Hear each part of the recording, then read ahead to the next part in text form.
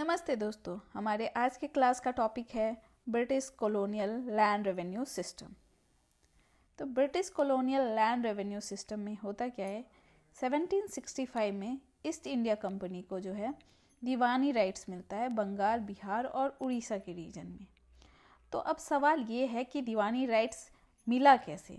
तो इसका background battle of Buxar 1764 से जुड़ा है। 1764 में बैटल ऑफ बक्सर हुआ, जिसमें ब्रिटिश ने मीर कासिम बंगाल के थे, सुजाउद्दौला जो अवध पे रूल कर रहे थे, और मुगल एम्परर शाह आलम सेकेंड को जो है डिफीट किया जाता है ब्रिटिशर्स के द्वारा। इसके बाद क्या होता है कि ट्रीटी ऑफ इलाहाबाद 1765 में साइन होता है, और इसी ट्रीटी के अंडर जो है मुगल एम्परर जो शाह आलम सेकेंड थे, उसने ईस्ट इंडिया कंपनी को दीवानी राइट्स ग्रांट करते हैं। कौन कौन से रीजन को? तो बंगाल, बिहार और उड़ीसा। अब दीवानी राइट्स का मतलब ये था कि कंपनी को इन रीजन से जो है लैंड रेवेन्यू कलेक्ट करने का अधिकार है, और सिविल एडमिनिस्ट्रेशन का कंट्रोल भी मिल गया ब्रिटिशर्स को।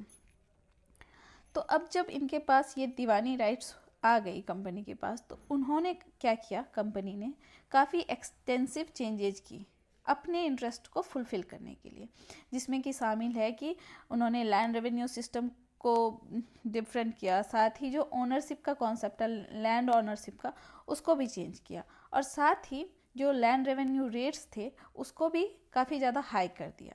अब हम देखेंगे कि लैंड रेवेन्यू सिस्टम में उन्होंने क्या क्या चेंजेस की, कौन कौन से सिस्टम लाए। तो पहला जो है 3 सिस्टम लाया गया लैंड रेवेन्यू सिस्टम के अकॉर्डिंग। पहला है परमानेंट सेटलमेंट, जिसे जमींदारी सेटलमेंट भी बोलते हैं, रैयतवाड़ी सिस्टम और महालवाड़ी। तो पहला हम पढ़ेंगे परमानेंट सेटलमेंट। अब इस सेटलमेंट के अकॉर्डिंग ये सेटलमेंट जो था वो लॉर्ड कॉर्नवालिस ने लाया था 1793 में। अब इसके जो एरिया थे, वो मेन एरिया जो थे वो थे Bengal, Bihar, Orissa, Banaras of UP, north Karnataka. इसमें क्या होता था कि जो रेवेन्यू था वो हमेशा के लिए फिक्स्ड होता था, और ब्रिटिश इंडिया का जितना भी रीजन था उसका 90% पे जो है ये सिस्टम लागू किया गया था, परमानेंट सेटलमेंट।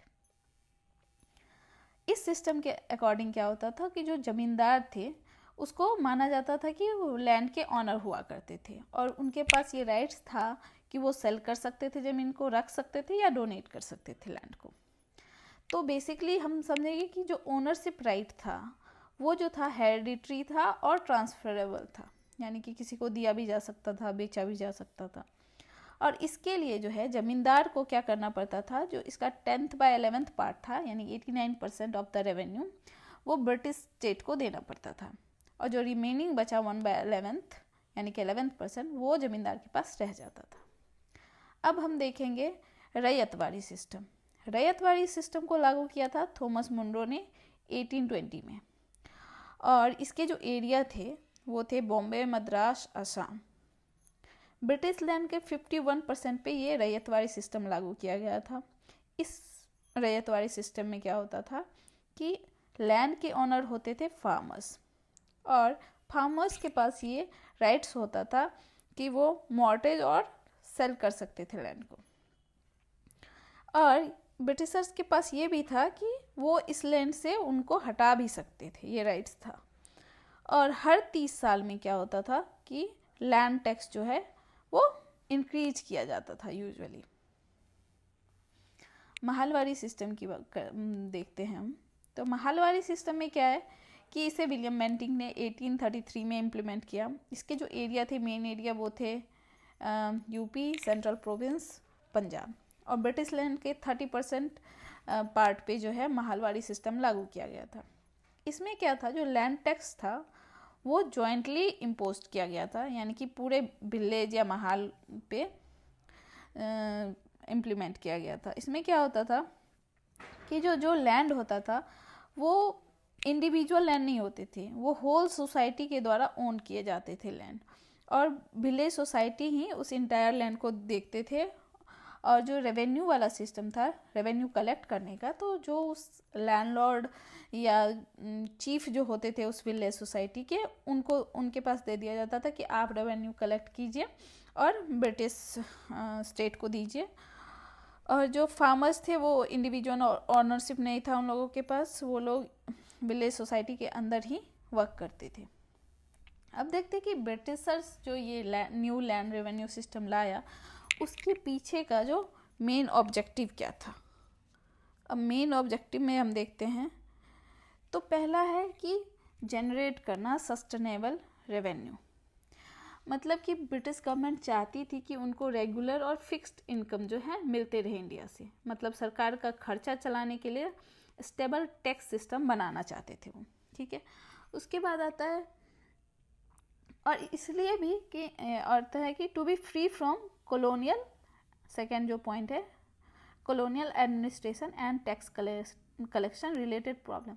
मतलब कि ब्रिटिश चाहते थे कि टैक्स कलेक्ट करना जो है वो इजी हो जाए और उनको लोकल प्रॉब्लम जैसे कि रेवेलियन या कन्फ्यूजन या करप्शन से छुटकारा मिले।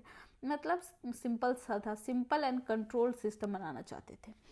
इसके बाद एक्सट्रैक्ट द इकोनॉमिक सरप्लस, मतलब कि इंडिया की फार्मिंग से जो एक्स्ट्रा इनकम सरप्लस बनती थी उसे ब्रिटिश इंग्लैंड भेजना चाहते थे, मतलब इंडिया से पैसा निकालकर ब्रिटेन ले जाना चाहते थे, सिंपल।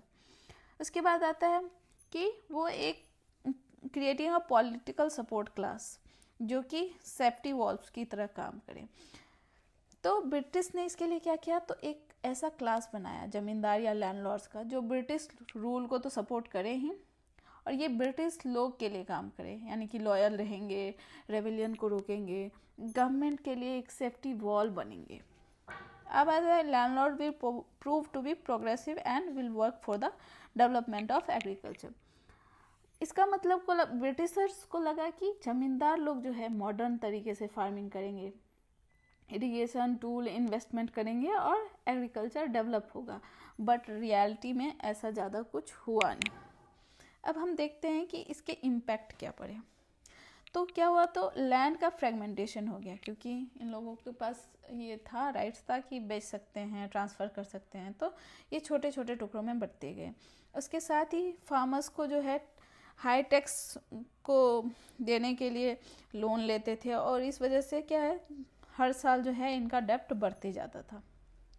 अब जो एक्सेसिव टैक्स जो हुआ, एक्सेसिव टैक्स जो लगाया गया फार्मर्स पे, तो इस वजह से क्या हुआ, जो उसके जो कैपिटल इन्वेस्टमेंट थे, यानी जो खर्च उनको क्रॉप लगाने में किया जाता था, बीज पे या फिर इरिगेशन पे, तो ये चीज़ों पे उनका जो है इन्वेस्टमेंट कम होता चला गया। और जब इन्वेस्टमेंट कम हुआ तो प्रोडक्शन भी रिड्यूस होगा। और इसके साथ ही उस समय क्या हुआ, एक सीरीज ऑफ फेमाइन आया और इसका इम्पैक्ट ये भी रहा कि फार्मर जो है धीरे धीरे वो गरीब होता चला गया और मनी लैंडर्स के ट्रैप में ये फार्मर्स फंसते चले गए डेप्ट साइकिल में। इसका इम्पैक्ट ये रहा कि जो फार्मिंग क्लास था और लैंडलॉर्ड जो थे वो मतलब अधिक रिच होते चले गए, जबकि वीकर क्लास जो थे वो काफ़ी वीक होते चले गए। अब देखते हैं कि इसका जो इम्पैक्ट था इंडियन इकोनॉमी पे क्या पड़ता है। इंडियन एग्रीकल्चर को कमर्शियलाइज किया गया कॉलोनियल रूल के तहत और इंडियन फार्मर को फोर्सफुली जो है कैश क्रॉप प्रोड्यूस करने के लिए फोर्स किया गया, जिसे वो लोग मार्केट में बेचते थे। जो ट्रेडिशनल फूड क्रॉप हुआ करता था उसके जगह पे कैश क्रॉप को मार्केट में बेचा जाता था। कैश क्रॉप में आता क्या क्या है, तो शुगर कैन आता है, cotton, silk, Indigo, opium, T और कॉफ़ी वगैरह वगैरह आते हैं। तो गवर्नमेंट क्या कर रहे थे, तो कैश क्रॉप के प्रोडक्शन को प्रमोट कर रहे थे और साथ ही लोन्स और इरिगेशन के लिए भी अरेंजमेंट कर रहे थे, जिस वजह से क्या हुआ, तो रैपिड कमर्शलाइजेशन तो हुआ ही है एग्रीकल्चर का, जो कि एक काफ़ी सिग्निफिकेंट देखे तो नेगेटिव इम्पैक्ट पड़ता है इंडियन इकोनॉमी पे। अब हम देखते हैं नेगेटिव इम्पैक्ट का। तो नेगेटिव इम्पैक्ट में एक तो है कि रूरल का जो इंडेप्टनेस था उसको इंक्रीज करता है, हंगर, अनएम्प्लॉयमेंट सबको भी बढ़ाता है, और जो नॉन प्रोडक्टिव लेबर्स होते हैं उसका भी नंबर इंक्रीज होता है। साथ ही डी इंडस्ट्रियलाइजेशन को प्रमोट किया जा सकता है और जो कमर्शियल एग्रीकल्चरल जो होता है, यानी कमर्शियलाइज जो करते हैं एग्रीकल्चर को, उसके वजह से क्या होता है, जो इकोनॉमिक डिस्पैरिटी है रिच और पुअर के बीच में वो भी ज़्यादा मजबूत होने लगता है।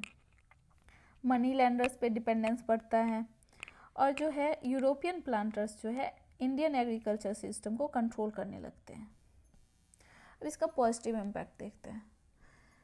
तो एक तो होता है कि जो कैश क्रॉप ये लोग प्रमोट करते हैं उपजाने के लिए, तो इससे क्या होता है कि इसका कैश क्रॉप का एक्सपोर्ट बढ़ता है। इस वजह से कि वर्ल्ड इकोनॉमी से लिंक्ड होता है एग्रीकल्चर इकोनॉमी। कुछ जो बड़े फार्मर्स होते हैं उसको बेनिफिट तो मिलता ही है, और जो रूरल अर्बन कॉन्टैक्ट है वो भी इंक्रीज होता है। मनी इकोनॉमी फैलती है, और जो कुछ स्पेशलाइज एरिया है वो भी डेवलप होता है। अब देखते हैं इसका critical appraisal of the effect of the land revenue system. British land revenue system को एज अ होल देखें तो बहुत ही ज़्यादा हार्मफुल था इंडियन एग्रीकल्चर सिस्टम के लिए। इसका नेगेटिव इफेक्ट देखते हैं। तो जो अपर लेवल पे था, जो अपर लेवल पे क्या हुआ कि इनइक्वालिटी को काफ़ी इनकरेज किया गया, और साथ ही लोअर लेवल पे जो है एग्रेरियन स्लेवरी को जो है बढ़ावा मिला, और परमानेंट सेटलमेंट जो है वो बढ़ाता है डिस्टेंट एब्सेंटी ज़मींदारी को भी। ओल्ड लैंडलॉर्ड्स जो थे चेंज होते हैं, और न्यू लैंडलॉर्ड्स जो आते हैं वो ट्रेडर्स होते हैं जिसको कोई भी अटैचमेंट नहीं होता है विलेज से। अब इसका इम्पैक्ट देखते हैं विलेज पे क्या होता है। तो क्या होता है, मनी जो है वो फ्लो करना स्टार्ट करता है कहाँ, विलेज से सिटीज़ की ओर, और जिससे क्या होता है कि सिटीज़ का तो डेवलपमेंट होता है बट विलेज का डेवलपमेंट नहीं होता है। साथ ही जो कल्टीवेशन ऑफ कोर्स ग्रेन है वो भी काफ़ी ज़्यादा एडवर्सली अफेक्ट करता है, क्योंकि जो ट्रेडिशनल फूड क्रॉप की जगह पे जो है अब कैश क्रॉप उपजाना स्टार्ट हो गया था। इस वजह से कोर्स ग्रेन पे काफ़ी इफेक्ट डाल रहा होता है। साथ ही रैयतवाड़ी सिस्टम में क्या था, तो रेट ऑफ लैंड रेवेन्यू जो है 33% से 55% के बीच में इंक्रीज किया गया था, और मनी लैंडर्स जो है फार्मर्स को डेब्ट साइकिल में फंसा रहे थे, जिसकी वजह से फार्मर्स अपना जो है लैंड को लॉस्ट कर रहे थे। और जो गवर्नमेंट का मेन फोकस था वो था टैक्स इनकम पे, जो कि फियर और अनसर्टेनिटी जो है फार्मर्स के बीच में क्रिएट कर रहा था, और साथ ही एक्सप्लॉयटेशन को बढ़ा रहा था। कंक्लूजन, तो British colonial land revenue system जो था जमींदारी, रैयतवाड़ी, महलवाड़ी क्या किया, तो जो इंडियन पीजेंट पे थे हाई टैक्स का बर्डन डाल दिया। इस वजह से क्या हुआ कि पोवर्टी, लैंड एलियनेशन और फेमाइंस जैसे कॉजेस क्रिएट हुए। ये फेवर करता था लैंडलॉर्ड्स को, साथ ही फार्मर्स को एक्सप्लॉइट करता था, और जो ट्रेडिशनल एग्रेरियन स्ट्रक्चर था उसको ख़त्म कर रहा था, और इस वजह से जो है पीजन मूवमेंट्स को भी काफ़ी फ्यूल कर रहा था, बढ़ा रहा था, भड़का रहा था। इसमें इतना ही। अगर